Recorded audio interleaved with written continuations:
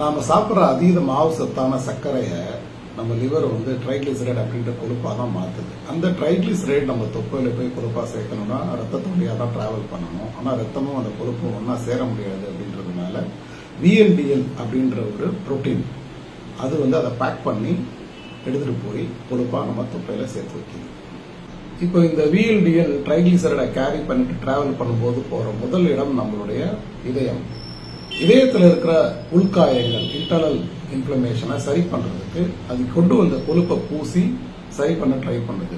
அது தன்னுடைய கொழுப்பை எல்லாம் இழந்ததுக்கு அப்புறம் அந்த VLDL LDL-ஆ மாறுது. சப்போஸ் இன்டர்னல் இன்ஃப்ளமேஷன் இல்லைன்னா கூட அது நம்ம தொப்பையில போய் கொழுப்பெல்லாம் சேர்த்து வச்சுட்டு அது LDL-ஆ கன்வெர்ட் ஆகி மறுபடியும் நம்ம ரத்தத்துல அது சுத்திக்கிட்டு இருக்கு. சோ நாம தெரிஞ்சுக்க வேண்டியது என்னன்னா ட்ரைகிளிசரைடு இல்ல அப்படின்னா இந்த VLDL, LDL போன்ற கெட்ட கொலஸ்ட்ரால்கள் நம்ம உடம்புல சுத்த போறது கிடையாது.